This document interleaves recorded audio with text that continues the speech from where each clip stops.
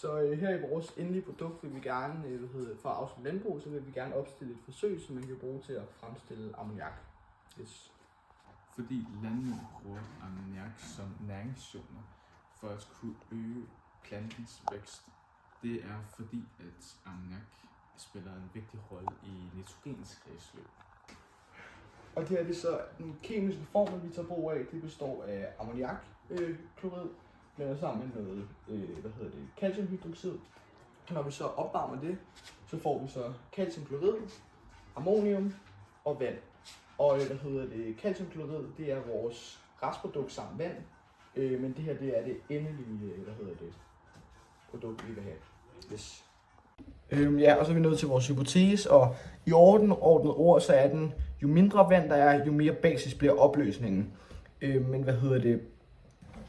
Vi fremstiller vores ammoniak, eller i andre ord nitrogen, fordi det er en så vigtig del i nitrogenets kredsløb, og man bruger det i landbrug. Derudover så spiller ammoniak bare en stor rolle og afgør plantens vækst. Formålet med forsøget er at demonstrere, hvordan ammoniak kan fremstilles ud fra calciumhydroxid og ammoniumklorid, samt at undersøge, hvordan ammoniak reagerer med vand for at danne ammonium, da det er en naturlig del af nitrogens kredsløb. Okay, hvad er vores forventninger så? Altså, vi forventer, at den her calciumhydroxid og ammoniumklorid vil danne ammoniak i en gas, når vi opvarmer det. Og når vi så har den her ammoniakgas, og så sætter det ned i vandet, så bliver det fortættet, og så vil det så opløses med vand, eller reagere, og så vil det kunne danne det her ammonium. Og det gør selvfølgelig den her opløsning basisk, og som vi sagde, vores hypotese var før, jo mindre vand der er, desto mere basisk bliver opløsningen, når ammoniak tilsættes og fortættes.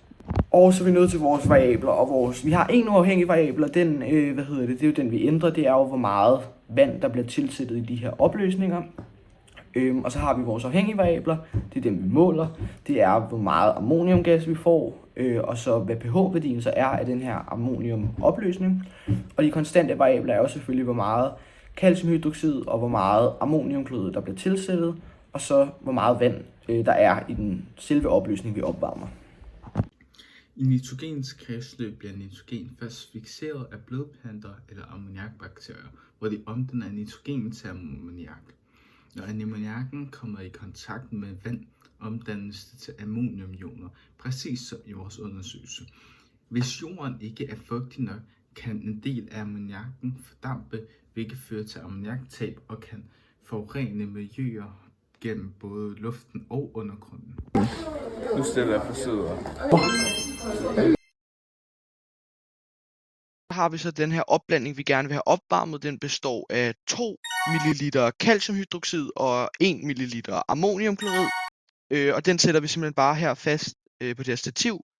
Og så kører vi bundselbrænderen over. Men det er mixet sammen med noget vand, som vi lige får rystet godt igennem.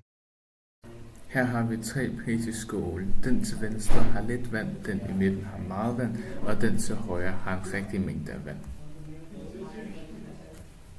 Her ser vi 2 ekstra reagensgas, da vi skal gentage forsøget 3 gange. Og nu er vi så i gang med at opvarme vores opblanding, og det gør vi med en bundselsbrænder. Vi kører stille og roligt frem og tilbage for at reducere chancen for stødkogning. Joy han står lige nu med et reagensglas og prøver at fange den her ammonium, der bliver udsendt, når vi brænder. Så ja. Nu tilsætter vi reagensgas med ammoniak i PT-skålen med for lidt vand og venter på, at ammoniakgassen reagerer med vandet.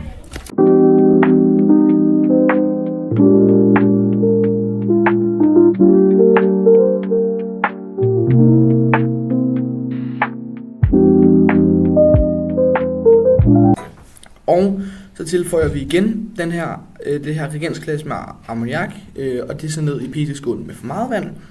Og så ser vi ligesom, hvordan vandet og ammoniakgassen reagerer. Selvom det er en lidt langvarig proces, vi nok ikke ville kunne fange på bare 10 sekunder, så prøver vi lige at se, om man kunne fange lidt på video. Og her kigger vi lige tilbage på det forrige forsøg.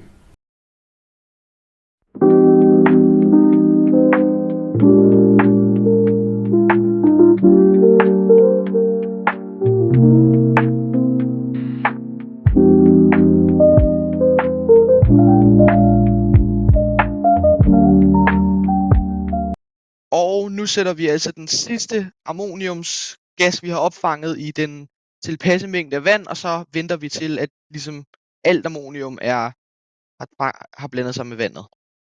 Hvordan de forrige ser ud indtil videre, Og har reageret. og har reageret.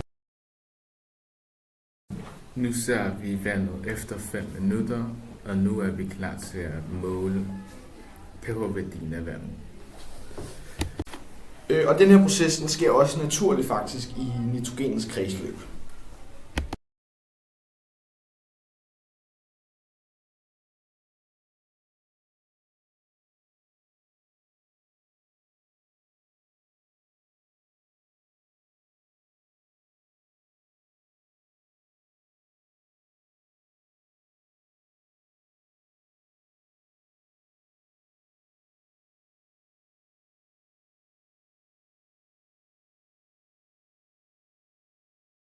Og nu propper vi en pH-måler ned for at måle værdien af den for lidt mængde vand.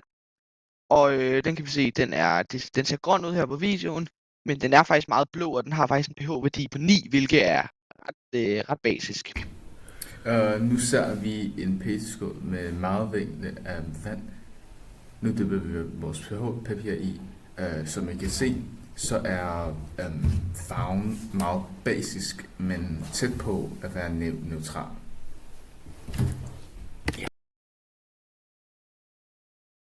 Og til sidst så måler vi den med den tilpasse mængde, og den har cirka en pH-værdi på 8. Så ja.